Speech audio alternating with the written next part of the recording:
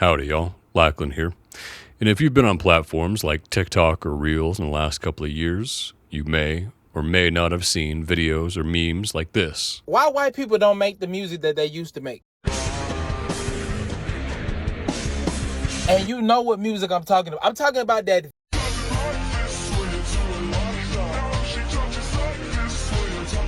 That Green Day, Avril Lavigne.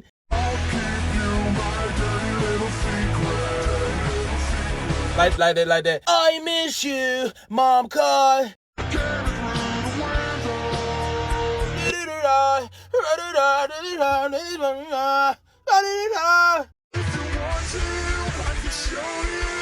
All of that. I miss all of that music. Where did it go? Why they don't make that anymore?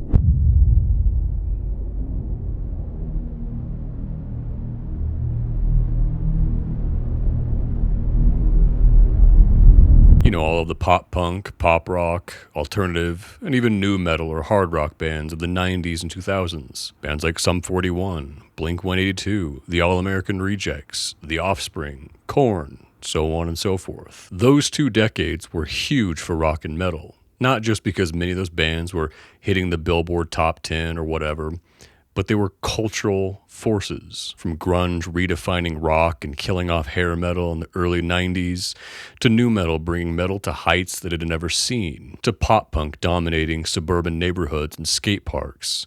And following the pop punk craze, emo and scene kids dominated websites like MySpace. And yes, that scene kid video is on the to-do list. Many of these bands were also on channels or TV shows like MTV, TRL, VH1, or on reality TV, or they were in video game and movie soundtracks. These styles defined several generations of youth from the early 90s to the late 2000s. Then about 15 years ago, they kind of just vanished.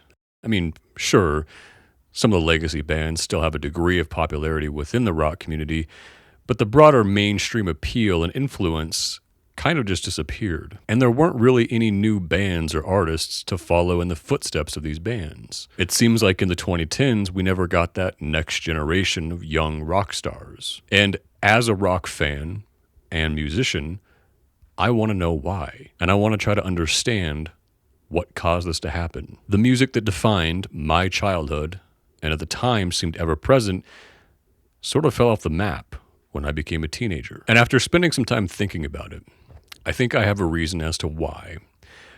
However, I don't think rock fans are going to like what I have to say. Okay, so going back to those videos, the obvious first answer to the question produced, and the answer given by many of these videos, or people within the comments of these videos, is that the white boys are all becoming rappers. Or at least that's what it feels like. Now, for sure, that's a bit of an oversimplification and exaggeration. And I know for a fact that there's already some really annoying guy typing away in the comments to remind us that underground music exists and that's where rock music is. We know, okay?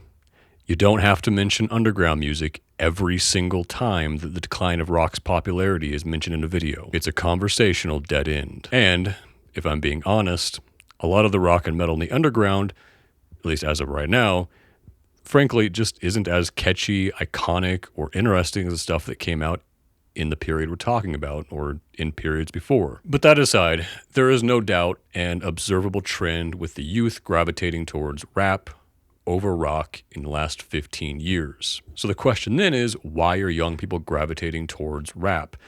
Why are seemingly all of the white boys becoming rappers? What caused this shift in popularity? Now, as always with these sorts of questions, you can come up with 1,000 different reasons as to why, and there's probably a degree of truth to any of the reasons you want to come up with. But I think we can narrow it down to a few specific reasons. Let's start with the commonly given reasons that I hear from other people, and then we'll go over what I think is going on. To start off with, many people argue that it's just the natural cycle of things. Nothing stays at the top forever, trends come and go, and it was inevitable that something new would come along and grab the youth's attention. And hey, rock music had a good run from the 1950s to the late 2000s, and maybe we should just be happy about that. And I think that's true to an extent, but the popularity of these videos and how numerous they are implies, to me at least, that there's still demand for rock music. Sure, it might not hit the Billboard Top 10 or 20 like it used to, But I think that rock music can still have mainstream appeal and influence. On the other hand, people have also noted that it's far cheaper and more accessible to become a rapper than it is to start a rock band. All you need for the former is a pirated copy of FL Studio and a USB microphone. And again, I think that's certainly true to an extent. The proliferation of bedroom recording equipment and streaming services like Spotify and YouTube have made it far easier to make music from home and be successful from home. While one can certainly make rock music with a cheap guitar, a Focusrite, and a drum machine plug-in, the problem is that rock and metal in the last 15 years has doubled and tripled down on being inaccessible guitar nerd music that's focused more on expensive gear, virtuosity, and production over just writing good songs. Now, this isn't to say that guitar nerd music is bad or anything like that, but the problem is that it feels like in order to be a rock musician in 2025, you need to, have some kind of expensive extended range guitar and a bunch of costly amp sims and a lot of experience producing and mixing these super complicated and intricate mixes. In order to be a rock musician now,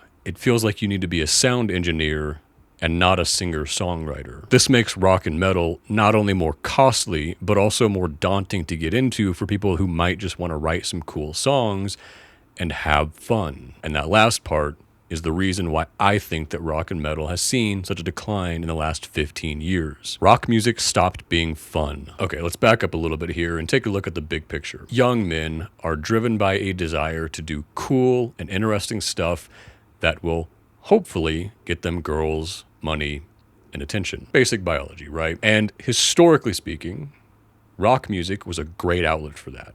From Elvis Presley to Chad Kroeger, rock music was the music of the youth and continued to grow and evolve because it was being used as an outlet for young guys to have fun and impress girls. Then, for a variety of different reasons, that stopped. Though it's hard to pinpoint an exact time as to when this happened. But over time, rock music became an increasingly conservative and isolationist genre.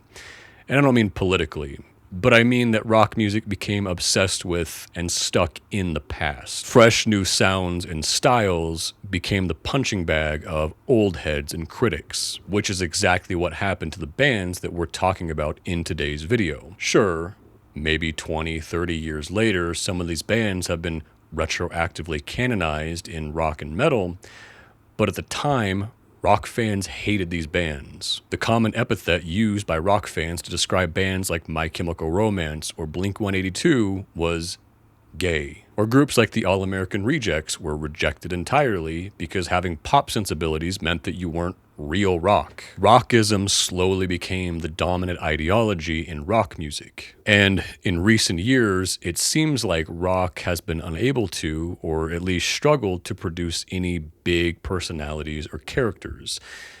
People with star power, people who have some kind of broader appeal, and has instead become overburdened with boring guitar nerds. The result of this is that by the 2010s, rap music had not only had a couple of decades in order to grow in popularity among the youth, but rock had slowly driven away all of the people who otherwise might have been the next generation of rock stars. I mean, sure, you can try to make some fresh and interesting rock music that has some kind of crossover appeal, but then you have to deal with the rock community hating you and the Fantanos of the world giving you negative reviews because you didn't make some boring fucking hipster indie rock record. Or you could just become a rapper. Not only is rap, as we already discussed, way cheaper and has a lower barrier to entry, but rap fans are the exact opposite of rock fans. They love it when you're successful. They love it when you write hits.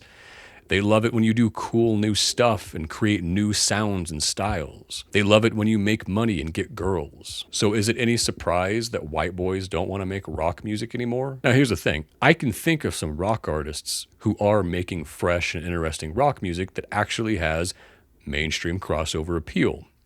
Artists like Jairus Johnson, Kim Dracula, and Youngblood. And would you guess it? Rock fans hate them. For the first time in like 15 years, we actually have a crop of new rock artists pushing the genre forward and actually getting some buzz and attention, and rock fans are mad about it. This is exactly the problem that I'm talking about. Now, since I know some of you have terrible listening comprehension and love to extrapolate things beyond what I am saying, let me be clear. I'm not saying that you personally have to like and listen to and enjoy artists like Jairus Johnson or Youngblood. I'm not saying that all rock and metal needs to be more accessible and have crossover appeal. And I'm not saying there isn't room for boring guitar nerd music and lame hipster indie rock.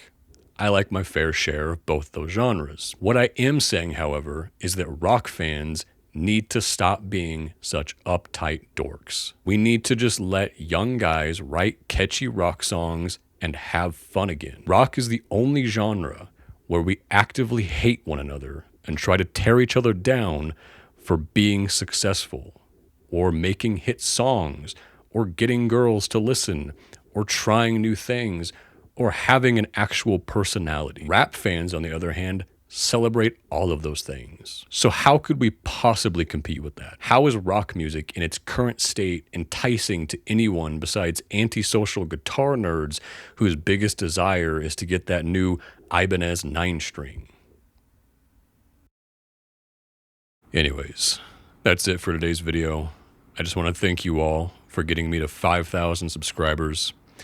If you'd like to help me get to 10,000, you can subscribe here, or you can follow me here, you can listen to my demos here, or you can watch my other videos here.